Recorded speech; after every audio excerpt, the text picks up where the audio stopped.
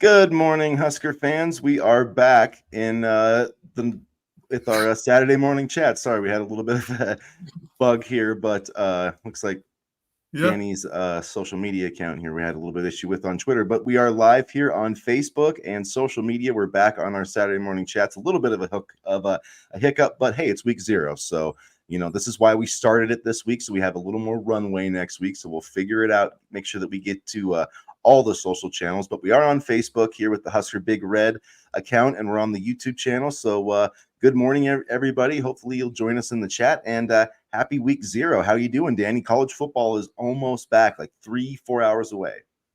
Good. It wouldn't be a Nebraska podcast without a hiccup in week 0. So in true fashion, here we are. Luckily, Scott Frost is not with us, and week 0. I can't believe we're here already. It seemed just like yesterday I was destroying my liver over the Iowa loss, and yet we have Nebraska football 7 days away, Eric Crouch days away against UTEP. I'm excited. I'm full of optimism. We'll see how long that lasts, but I truly believe that this is the year. So I'm just fired up that college football is back. The only thing I don't like about college football is that it's one step closer to winter, and I don't like winter. So that's the one downside, but I got my fantasy draft today, so I got the Patriots jersey on, and football is back. So what number are you rocking there? Whose jersey you got there for the Patriots? It's a customized jersey actually. Oh, so nice. it's my last name. Gotcha. and then just number 4. Sweet. I am not rocking a Jarrett Stidham jersey. I'd like to call it maybe an Adam Vinatieri jersey. Okay. But I just wasn't familiar with who number 4 was, so I got you. Neither am I. This Patriots offense is just like so new everywhere. It's crazy. Hey, Drake May's looking good so far, though. I got to give him credit. He is feeling optimistic. We'll have to see. We'll have to see how he does, and they still are making it sound like he has a chance to be a starter, but we'll see. I mean, it's a tough schedule. I mean, we open up with Cincinnati, so that kind of gives you an idea of the schedule. But I think it's like Cincinnati, New York, and then Miami or something crazy. But we also have San Francisco mixed in with our first 5 games, so he could be looking at another rough year, but at least I'm getting paid to write about it. So that's the way I feel about Nebraska too sometimes. I will suffer through all these if the money is coming in. Well, negative Mike here with our first comment. Thanks, Mike, for joining us. Can't be much worse than last season. I don't think it can be worse than last season. And Nebraska or the Patriots? I wasn't sure which one are you talking about. I'm assuming Nebraska, since we are a Nebraska show, but we do sometimes veer into other topics. Danny and I both happen to be Patriots fans, so the Patriots are they're not my favorite NFL team. The Packers are. I have a whole hierarchy. Both. Okay. I can respect that. Yeah, I can definitely respect that for sure. It definitely can't be for Nebraska. I don't see how it has to be better. And like you said, you feel like this is the year. I'm assuming that you meant this is the year they make a bowl game, not like win a national championship. But hey, man, I'm drinking the Kool-Aid as hard as anybody right now. So who knows? I do think that they are going to make a bowl game, and maybe the Patriots should do, go the Nebraska route and just play the young quarterback right away, as Nebraska decided to do early this week, announcing that Dylan Raiola will be the starter. Hallelujah. Praise the Lord. We all knew it was going to happen, but it was good to see. It was good to see that announcement. I like the way that they did it too.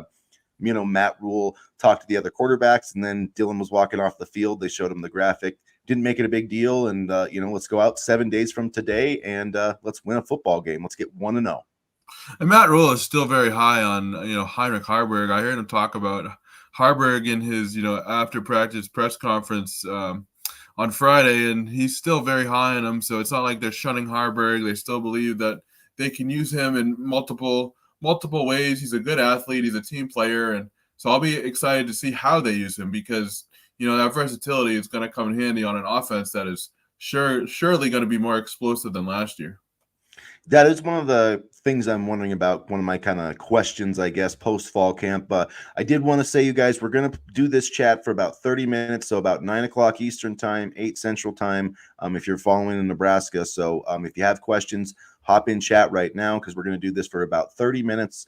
And then if you haven't already subscribed to the channel, please do that. Hit the like button. Really helps us out, really helps other Nebraska fans find our content as well. But yeah, that's one of my big questions about this just leaving fall camp. I'm wondering about the kicker, who's going to be the starting running back, and what are they going to do? with Heinrich Haarberg. Matt Rule even compared him to Scott Frost in terms of his athleticism, and was talking about how Scott, went on and played safety in the NFL. I'm not sure if Heinrich could do that. I think he could play another position, and I am interested to see if he, does play that. But Matt also made a comment of, Heinrich understands how the season goes, and I took that to mean he understands that, it's hard for a quarterback to get through 12 games. So I feel like we're probably just going to see Heinrich playing quarterback, except maybe a wildcat package here or there. I don't really see him moving to like tight end or anything. I don't really see him moving either, because we have to remember that even though Dylan Raiola is probably going to be the best quarterback in Nebraska history, and I just realized the gravity of what I'm saying as I said it out loud. I'd say the best passing quarterback in Nebraska history. I think that's a pretty safe. That's fair to say. Yeah. You have to be prepared for some bumps in the road as a freshman. So, there could be a situation where he spot starts or comes into a game if Raiola tends to struggle, because there's also a fine line of you want to let Raiola play, but you don't want to destroy his confidence. I don't think he's lacking in any confidence right now, but I mean, we'll see later in the season at the Horseshoe on the road, things could get messy there just because it's Ohio State and the Horseshoe. So, I think having him kind of, still be at the quarterback position if things go, kind of south with the freshman quarterbacks is a good idea. Yeah, and as Negative Mike said, can't afford to get the backup QB hurt. I mean, that's true. I do think that they're going to try to run Heinrich a little bit just because he is an explosive athlete, and it does. When you run the quarterback, you do have an advantage as an offense. You get an extra blocker. You can have the zone read thing, and he did show last year with like the belly option pass against Northwestern, I believe. That they can, if defenses are going to put 9-10 guys in the box, they can do a little play action. So it wouldn't stun me if we saw Heinrich in there doing some zone reads, doing some designed like quarterback power stuff, because he was pretty effective in that. And then at some point, they'll bring him in, and then they'll do a little play fake and bomb one deep to Ja'Cory Barney or Isaiah Nayor or something. So that would not shock me. Don't be surprised if we see a few kind of trick plays with Heinrich Haarberg this year. One of the things I used to love back in the Adrian Martinez days was the red zone pitches. You remember how he used to do those in the red zone? And I'd love to see something like that implemented again, because that was a bread and butter play. It also drove me crazy because it was like Scott Frost is a good offensive coordinator, and he just couldn't put it together. But I don't really want to go down that rabbit hole on this lovely Saturday. And so I'm wondering, we're not going to do that again. So I'm wondering if there's certain red zone packages or certain types of scenarios where he could really excel, because he's a good athlete. It's just, can he play quarterback consistently, as a passing quarterback? And, we kind of saw his struggles last year, but there's definitely room for him on the field. And Mitch, thanks for joining us today. Mitch said we're not playing scared. And yeah, that's one thing I like about Matt Rule is they're not, they're not going to be, I think, conservative. They're going to go out there and play their game and, do what we need to do. Yeah, I can agree with that, Jim. He says, I would not be surprised to see all four quarterbacks get playing time. Even he did mention Jalen Graham's stat as, the fourth guy, but said if they needed him to come in and win a game, he was confident that he could do that. And yeah, I definitely could see, Gramstead getting some time this year. I do think that they'll try to get, Daniel Kaelin's feet wet when they can. I do think that they're going to try to preserve his red shirt if at all possible, because, that just makes sense. But, something catastrophic happens, then, you got to play the best guys, and we'll see, what happens from there. Because I do think if there was like a long-term injury to, I don't even want to say it. I don't even want to mention it. But if something like that were to happen, I think that Daniel Kaelin could be, the longer option. So, but thumbs down on that one. I can't believe you even just said those words out loud. I didn't say it out loud, though. I just alluded to it, though. I didn't actually say it. I just alluded to it. Okay. See, the thing for me is I want Daniel Kaelin to play, but I don't want him to. I want him to stay hidden enough to where other teams don't see him and come calling for him. They're probably going to come calling for him anyway. You know how this works, but I just kind of want to keep him under wraps a little bit. So Vince Dominguez with the comment. Thanks for joining us, Vince. Vince. Go Big Red as well. How do you think Dylan Raiola would take a hit? I think pretty well, actually, because he's 6'3", like 215 pounds, or I can't remember exactly where he's listed at, but he's 6'3", like 215, 220. That's like where, you can't. There's been a lot of talk about that. He does not look like a freshman quarterback. If you want to Looks like an say NFL quarterback. exactly, Honestly. he's got the body. I mean, his dad was an offensive lineman. He comes from a family of offensive linemen, so he's a little bit thicker, I would say, than I mean, compare him to my guy JJ McCarthy, who looks like a twig. I mean, still, when he came to Michigan, looked like a twig. Still kind of does. Dylan He's Raiola hurt right now. is not that. Well, yeah, but I just Oh, mean yeah. No, he I'm just started saying, playing. yeah. But he started playing under like maybe 190, 200 pounds. Dylan Raiola is a good 220. He's 6'3". So honestly, I could see him bouncing off some defenders. I think he might be a little tougher to get down and sack in the pocket. Because that's the thing, we just haven't seen that because Nebraska's not going to let guys hit him live when they don't need to. But I think he's going to be harder for defenders to get down than people expect. I agree. And, I think also his decision making in the pocket, his quick throws, and his ability to make, just take what the defense gives him is going to allow him to not be in the pocket for too long and, not get hit. So I think that helps too. He's not going to hold the ball long at all. We saw that in the spring game. Yeah, he knows when to get rid of it. And that's a really good thing to have for a quarterback, not just like you said, not just the arm talent, but the mental capacity to say, like, okay, the rush is coming. I need to get rid of this football and protect myself. And because we've seen Nebraska quarterbacks struggle with that before, like yep. getting rid of the ball, just throwing the ball away or doing whatever it takes, not making, a negative play when there doesn't need to be one. And that's part of coaching I mean, Adrian Martinez, I love him. I hate to rip on him, but that was part of his thing is sometimes he would just try to do too much. He would try to always make a big play. And sometimes you just need to, live for another down. And of course, it's easier if you play on a good team. And Adrian Martinez felt, I think, like he constantly had to do amazing things to keep the team in the game. And sometimes that was true. So, I mean, I get where he was. Hard when you're running for your life. Well, yeah, too. I mean, yeah. And we saw it with Casey. Like, Casey didn't necessarily run for his life, and he got absolutely killed. And he sometimes did hang on to the football a little too long. But you'd also have Mark Whipple out there. Like, it just would drive me crazy because, like, the offensive line was clearly, like, not protecting well, and his solution was just to continue to go out there with zero, like, just minimum protection, bomb it down the field. And when we actually ran the ball, like, we would have success, and then Mark Whipple would be like, nope, and then completely go away from it. It's like, okay. Negative Mike saying Dylan's built like a pro style QB, and then also I think Adrian is starting for the Jets today, so big opportunity for him. This third preseason game, just somebody put him on your damn practice squad. Like, give the guy a chance. Just give him a chance. It's amazing what can happen when you're not being coached by Mario Verduzco and Scott Frost. So I ripped on him when he was at Nebraska, but I'm happy for him now. I mean, you saw what he did in the UFL. Yes, say what you want about the UFL, but he was the MVP. He played extremely well, and now he gets a chance to start for the Jets. And quite honestly, Aaron Rodgers is getting up there in age, so it's not like it's a dead end position. Say how many more years do you think Rodgers has? Like, good years, like 4 or 5 or less than that? Yeah, I'd say 3 to 5. If he can, if he can stay healthy, that's the thing is he kind of, when the Packers picked Jordan Love and and Aaron Rodgers like freaked out about it, like he had a series of injuries, during those years, and it's like, yeah, man, you had like 2 or 3 seasons where you missed almost the entire year.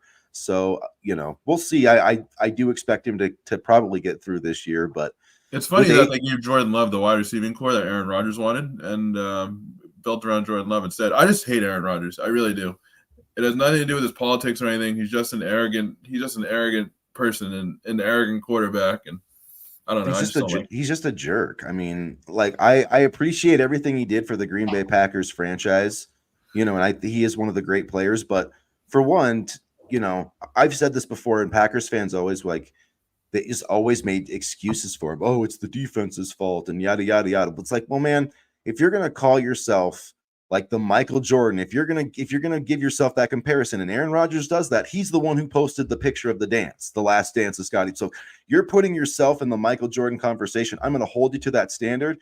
And he never met it one time, like 2010 when they won the Super Bowl. But every other year, he was great in the regular season. He was Peyton Manning. He was the Peyton Manning. Great regular season quarterback, maybe the best in NFL history. Didn't get it done enough in the postseason. So it's truly shocking to me that they only have one Super Bowl under him. And it's because, he's a mental midget. He really is. He's a mental midget, Aaron Rodgers. And it's kind of sad. But over under, Rodgers makes it through his first pass, maybe negative, Mike. I think he'll make it through this season. But I don't know. I'm not sure how good the Jets are going to be. I think they'll be like 9-10 win team, maybe make the playoffs. I mean, that's certainly that's certainly a step in the right direction. But I mean, as a Patriots fan, I just want the Patriots to at least have a good showing against the Jets when they play.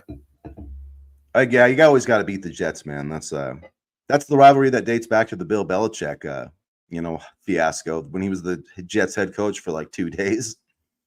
That's right. And they traded for him. The Patriots traded for him for a draft pick. I can't remember what round or whatever draft pick, but I mean, crazy. With Adrian, I guess, he looked really good the first game. Last week he had an interception. So that's not funny, but it's like, yeah. I'm having like war flashbacks. He's gonna have to, put out a good showing today. And the thing is, it's not just about the Jets. There's 31 other teams that could maybe use a backup. There's practice squad spots. I really think that he at least is going to have a practice squad job. I'd be surprised if the Jets didn't at least keep him on their practice squad for this season. So not only that, but God, sorry. I was just gonna say, hopefully for him that happens. I want to see him get his chance in the NFL. Not only that, but he's battling against a quarterback in Jordan Travis, who was hurt, for most of last season, or all of last season, if I remember correctly. And then I think the other guy in the mix his name is Tim Boyle, and he played for the Packers before. And it's like, dude, he's been a practice squad quarterback for like 4 years. Like, cut bait with him, and at least Adrian has some upside and something worth developing, I think. I actually have his autograph because he's a local Connecticut kid. And Tim Boyle. And I remember watching him play in high school. Yeah, I remember. Sorry, I didn't mean to rip on Tim Boyle, but no, it's good. I was just like, Tim Boyle. That's not familiar, and I'm like, oh, it's that Tim Boyle. But yeah, no, yeah, Tim Boyle's bounced around a little bit, but yeah. So I think there is a lot of quarterback depth body wise for the Jets, but there's not a lot of proven depth. So I think if Adrian has a good showing, he could certainly be right up there in the mix for QB2. Yeah, for sure. I think so. I guess we can try to shift it back to Nebraska here a little bit. One thing we were talking about with now that we got 13 minutes left here, you guys. So hop in the chat. Make sure if you got any questions or comments, you let us know. But one thing we were kind of talking about amongst ourselves before we got on here is just the incredible development of Tommy Hill. And, 2 years ago, he came here and Travis Fisher talked him up and said he was an NFL corner. Then all of a sudden he was playing wide receiver. And then last year, a few games in, made that switch. An honorable mention all Big Ten after 5 picks and is projected now by Field Yates to be a first-round pick for the Huskers, which would be their first, I think, since I can't even remember. Prince Amukamara, 2011. Is that their last overall first-round pick? Yeah. That's crazy. That's insane. 13. That would be 14. And that's assuming this happens because it's not like a guarantee. That'd be 14 years. That's wild. Well, the San Francisco's top 2 corners are hitting free agency next March. So I think if Hill has a good year, it could be a very realistic possibility. I mean, he's got everything you want in an NFL corner. He's 6'1", 6'2", 200 pounds. He runs like 4.4. I love that he can get up and press. He's got great ball skills. I think the fact that he's probably played some receiver probably helps him with that a little bit. But yeah, he's I really like receiver too at Clearwater in high school. Yeah. Yeah, and I think he could have Tommy, or not Tommy Hill, but Casey Thompson always talked about him getting deep. So that just shows about his speed. But how much do you think they'll show in the UTEP game? Negative Mike. I feel like we'll see a lot of running the football. I think maybe we'll see like 1 or 2 passes deep to Jalen Lloyd here and there.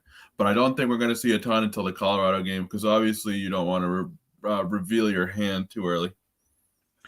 Yeah, I don't know. I feel like they maybe will keep some things, but I feel like it's more just, they're going to kind of want to do what they do. And I feel like part of what this team is going to do is throwing the football a lot with Dylan Rayle. I do think they're going to run the football a lot, especially once they get the lead. But I really could see this offense coming out and scoring a lot of points in the first half. I don't know. I just feel like they want to get Dylan Rayola's confidence built up and get that, just get that kind of the entire offense, get him gelling and get some points thrown up on the board to get some confidence going into that Colorado game. It doesn't mean they're going to, open up the entire playbook, but I don't know that they're going to be super conservative. It's really hard to tell, though. It really is hard to tell. You just don't know. I'm not sure because for the first time in a little bit, we have good running back depth, so I could see where they would want to use that as well. And just speaking Who do on you the think is call, going to be the starting running back? okay, this is a good question. I'm gonna go Emmett. Emmett. Yeah, I can see that. I mean, he's kind of the safe choice. I feel like it's going to be. I don't know. They keep talking about Ramirez. I think it's going to be Emmett too. I think it's going to Emmett be with Emmett. Dante in goal line situations because he's a bowling ball when he goes downhill. Yeah, it definitely is. And he's 220 pounds, just like Gabe Irvin. Listen to Rule; they will pound the ball. Yeah, Yeah. man. Good morning, and thanks Hey, for Co, joining I us haven't seen again, that name Co. in a little bit. Well, we haven't done Yeah, one of these in a while, so and he also says that Emmett better start. I yeah. do think that Emmett is the best, like just pure running back right now. Although I do think that Dante Dowdell might be able to challenge him for that, by the end of the season. Yeah, and then negative Mike, Johnson and Johnson split with Ramir Johnson and Emmett Johnson. I could see that too. There's so many possibilities with this running back room because I do think that Ramir Johnson could, if you look at what he did in that 2021 season, man, he's always averaged like 4.5 yards a carry. I wouldn't mind seeing him get, 10 to 12 touches a game from a rushing receiving perspective. Yeah, no, I mean the ability that he brings receiving the football is extremely impressive, and we saw it in the Michigan game in 2021, and just what he was able to do. And so now it's kind of like how can we get him involved? We heard the coaching staff in 2021 was it or 2022 call him the next Brian 2022, yeah, Brian Brian Westbrook. Westbrook. So I mean, and then there's also the freshman from Connecticut who we landed in June, whose name I can't remember at the moment. The running back. Mecky Nelson Yep. or Mackay, is it Mackay Nelson? Yeah, he's been getting a lot of praise during camp. So, I'm wondering if there's going to be situations where he can get in there as well. And then you have Quentin Ives too. Yep. And excuse me, like I said, Gabe Irvin. I mentioned Gabe Irvin, and man, like you look at what would be really ideal for this team, is if Gabe Irvin could stay healthy, and in the fourth quarter, when we're trying to beat up on people, we can run a 6'2", 220-pound Dante Dowdell and a 6'1", 220-pound Gabe Irvin just right down your throat. I would just absolutely love it. That would give me the warm and fuzzies inside to see those two big backs in the I formation just running the ball right down people's throats to, salt away some victories this season. I would love to see that. And I think that that's possible. I mean, Matt Rule has always said, rushing attempts is a key fourth quarter statistic. So I think when Nebraska does get the lead, like they're not going to shy away from running the football on people. It's a good point by Co too, because Dante still has quite a bit of eligibility left. Oregon really screwed him with his redshirt last year. I don't know why they did that, but yeah, that was dumb. That was really dumb. It was really dumb. Part of the reason they played him 5 games and gave him 13 carries. It's like, how stupid. Yeah. You burned an extra red shirt for like 1 carry. Like, come on, man. Yeah. And then, so you think, let's just say hypothetically next year, you have Dante, for example, right? And then you have Jamarian Parker coming in. Yeah, and Gabe Irvin would be a senior. So that's still a pretty good backfield, even if you lose like Ramir and Ramir's the only one. Everybody else is underclass. So I mean, unless there's a departure from the portal, you have a pretty solid room still. I'm hoping Parker stays committed because I think he's going to get a lot more attention this coming season. Yeah, I am worried about him too because he's a stud. So yeah, hopefully they lock that commitment down. And yeah, that makes that brings me to Terrence Knighton. He put that tweet out yesterday. Yeah, what's that about? Do you have any idea what that is about? He uses those Christian gifts. Jones. I don't know. He uses those gifts to signify a commitment. He uses 2 to signify a commitment. So I'm wondering if it's Jones. I am wondering if it's Jones. He usually does that boom, the Denzel Washington boom, but we'll see. I'm not sure. And yeah, negative Mike and Co both, think we'll lose, maybe one of those running backs from the transfer portal, which probably isn't, unrealistic. I do think if you guys have seen this, the NCAA is talking about getting rid of the spring transfer window, which I think would be a benefit to everybody, the group of 5 programs and the FBS pro. Because I mean, it's like you go through that winter one, you're trying to figure out who your team is, and then you lose your best player in the spring. That didn't happen in Nebraska this year, but Well, we lost AJ Allen 2 years ago, and that hurt. Well, yeah, Yeah. true, but Yeah.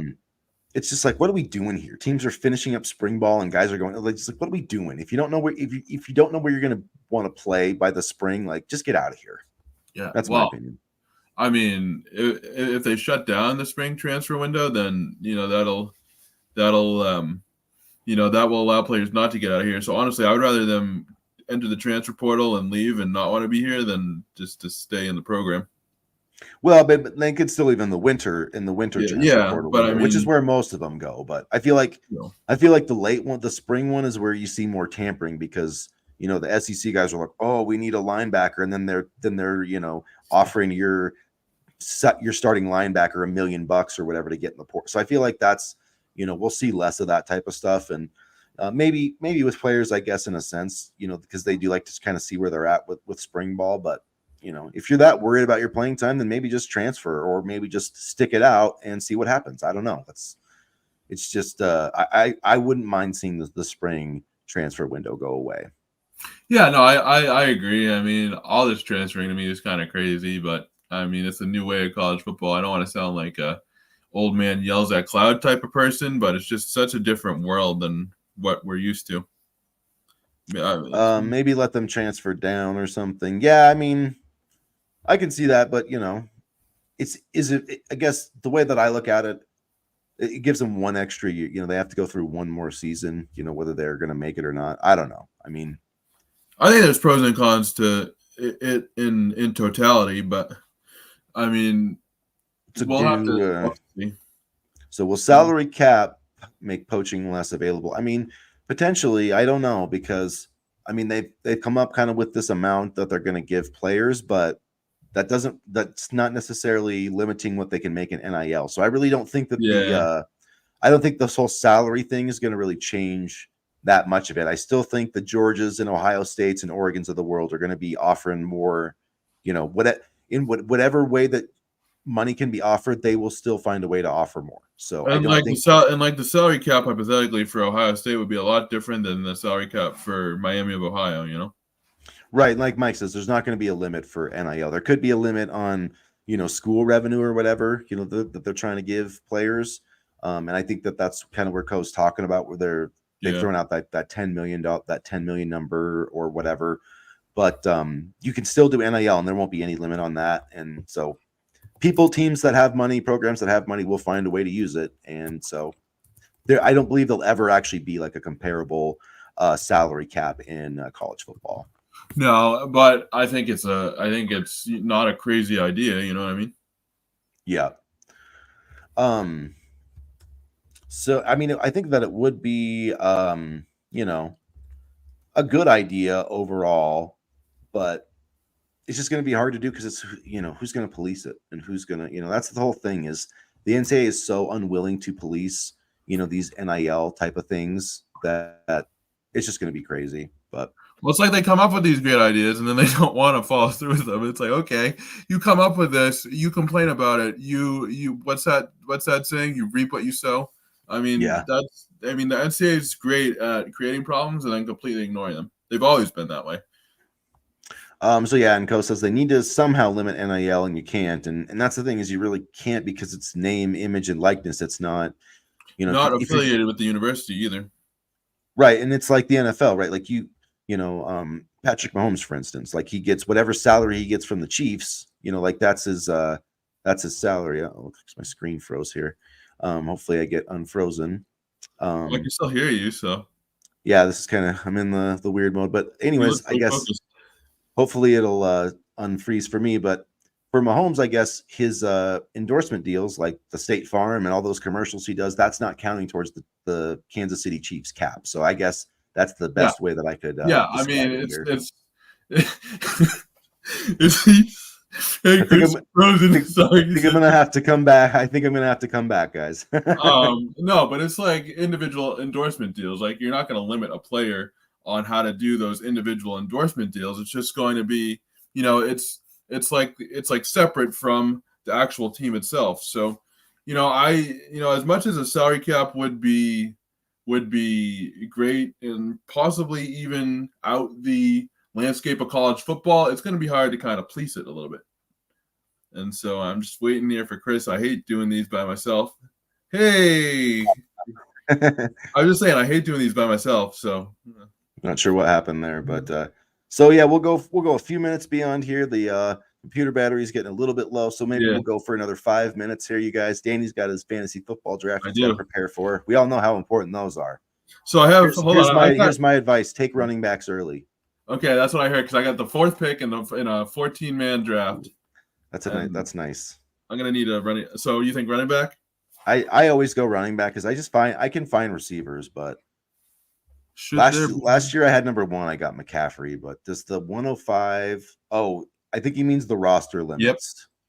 Yep. That I'm honestly not sure when that starts. That hasn't truly been. I know that they kind of said that it's finalized, and I do think that's what they're going to do, but I don't know if it's been fully voted on and finalized. So I'm really not sure, and that there's a lot of lingering questions, can you have a guy that's like a walk-on? Is there going to be like a practice squads type of thing where you can have a guy who's like a walk-on but not part of your team, and then if you have an injury, you could put him on a team? Great idea. Zero answers. So yeah. I mean, maybe not even zero answers. So many questions, Yeah. Brees. Do you mean Brees Hall or okay? Oh, okay. I got you. Okay. I take Bijan. Well, are you in a PPR league or non-PPR league? PPR. I take Bijan then, but I can't do non-PPR. Non-PPR drives me nuts. Yeah, I hate that. I refuse. It's not real fantasy football to me anymore. Because it's like, yeah, that was the first leagues I played, and those suck. But it's like a guy could get like 100 yards to get 5 points in a non-PPR. Last year my team was so loaded, and I choked. I dominated the entire regular season. It choked my ass off in the playoffs. If I didn't have Joe Burrow, things would be different because he starts off slow in September and then he gets hurt in the end of the year. It's like, come on, man. I had like Christian McCaffrey. I can't remember what happened to my team, but they just didn't produce the last week. When the season was on the line, man, they didn't come up big. So whatever. Kind of like Nebraska. Although we haven't had a season on the line situation in quite a while. So I know it's going to be great. I mean, I still, since we got a few minutes, everybody, if you're following along in the chat, throw in your record predictions. I'm curious to see what everybody else thinks. I got Nebraska at 9-3. So, I got them at 8-4. And I could see 8-4 too. I definitely could see 8-4. I could see 7-5. I could see 6-6. I could see 10-2. I really think there's a wide range of possibilities. And part of it is based on just how good Dylan Raiola is. Did you see that graphic of the quarterback rankings? He was like 13th or that got the people talking. I don't buy that. I mean, I understand. So we got some 8-4 from Negative Mike, 7-5 from co-subs. But it's like, dude, I would 9-3 from Jim Allen, but it's like I wouldn't trade Will Howard for Dylan Raiola this year. I wouldn't. No way. Lisa H 10-2. Nice to see you, Lisa. Thanks for coming on the chat. I get what you're saying, but Raiola also hasn't played a snap yet. Injuries happen. That's true. You're right. You're correct. And maybe I'll have to readjust my expectations, but I just feel like from what I've seen so far, I wouldn't put Will Howard above Dylan Raiola, but it's very different between a spring game and real game time as a freshman. I don't know. I just want to. I totally get what you're saying, but I'm just so apprehensive. Everything's gone wrong since I've been a Nebraska fan. And for those who don't know, I started in 2018, so you can imagine all the fun times we've gone through together the last 5 years. So I'm a little apprehensive, but I definitely get what you're saying. It's understandable. Lisa from North Carolina, awesome. Nice. Go Big Red Bull. I'm in from Montana. Danny's from Massachusetts. So we're Nebraska fans from all over the place. That's what's great about this program, bringing people together from all over the country. So all over the world, honestly. I agree with this, right? I agree because 5-7, if again, 6-6, at least make it to a bowl. 7-5, okay, not great. 9-3, great and above expectation. Yeah, that's a fair. 5-7, I think, would be a disaster. I will be so sad if Nebraska goes 5-7 this year, you guys. I don't even know how to explain it. Like, I will be so sad. The entire state will be, but oh man, I'll have the permanent. I'll be like Eeyore. I'll just be like moping around, you know. This podcast will become a therapy, online therapy session for Nebraska fans. Yeah, It's sure. Yeah, that's a good question. I don't know. I don't know, man. Maybe I feel like maybe not. Part of me wants to be like hit him so he can get used to it, but the other part of me is like protect the golden goose. So yeah, that's a good question. I'm really not. I don't know if we've got much clarity on that. Probably, my guess is probably not. No, I would say no. They're probably need at least 8-4 for recruiting. Yeah. Yeah, I can buy. They just need to get to a bowl game. I mean, I would say a winning season because like I don't think 8-4 and 7-5 is that much different. But I do think that 6-6 and 8-4 is different because you know what I mean. Like just a winning. Nebraska just needs a winning season. That's my. Well, I think honestly, you can sell 6-6 because you have a freshman quarterback. You're building the program. You're working on building recruits. See that you're building 5-7. It's just more of the same. Yeah, I agree with that. And to me, I think the floor for this team should be a winning season. Like it just has to. They have to get there. And they have an easy schedule to get there the first 6 games, honestly. Yeah, the one thing, Co, is he did play at Buford, which is like one of the best programs. So like he's not. I don't think it's going to be that shocking for him. But yeah, 5-7 will be a lacking stock. And Kansas, go Big Red from Kansas, 9-3. He also played at Chandler in Arizona, which is also a good program too. Play Oklahoma in the Music City Bowl. That would be fun. I saw a matchup of us in Texas in the Citrus Bowl. That would be fun. Although we were a 26-point underdog, but that seems a little far-fetched, but I mean, whatever. Selfishly, I'd love to see them in the Fenway Bowl, but that would be yeah. I don't care. I don't care if it's the Boca Raton Wendy's.com, fist pumper. What's the one in the Bahamas? Maybe just the Bahamas Bowl, or then maybe the I think you're right. That's the only one that's they're actually like, no, we're just gonna name it off the location instead of. Would you guys rather beat Colorado? I want to beat Colorado so freaking bad. Especially now that they're taking, or they try to take Saudi Arabia money for NIL. I hate Colorado. Did you see that? I didn't know. That's ridiculous. Yeah. Yeah. Hopefully Turner can hold up on the left side. That's a good point too. I mean, I don't know. Just what I said before is that if you only have one, leak, it's easy to fix one, right? But it's like when you got multiple sprouting and then you're trying to patch them both, that's when you get into trouble. So hopefully, we can just patch that leak if it pops up in Turner Corcoran. So former Colorado special teams coach Trevor Riley, who resigned on August 1st, revealed in a letter to Colorado athletic director, blah, blah, blah. It's a letter to Colorado athletic director Rick George and Sanders that he spent time in the Middle East discussing potential NIL funding from Saudi Arabia's Public Investment Fund. Huh. Nice. So yeah. Well, you guys, my computer's about to die. I don't have my plug-in game here, so I better wrap it up. Unless Danny, you want to keep going by yourself, man. It's up to you. I gotta go, but you know what doesn't never die? Our passion for the Big Red. That's true. You're 100% right on that. So like and subscribe to this channel. We're gonna be doing more of these probably next Saturday for the Saturday morning chat, and then yep. Yeah, we'll be back Monday for our usual episode, and we'll be back next Saturday for our pregame Week 1 chat for UTEP. So thanks for everybody for joining us from Kansas, North Carolina, everywhere. Hop on next week, check out the podcast, hit subscribe, and as always, go Big Red. Go Big Red.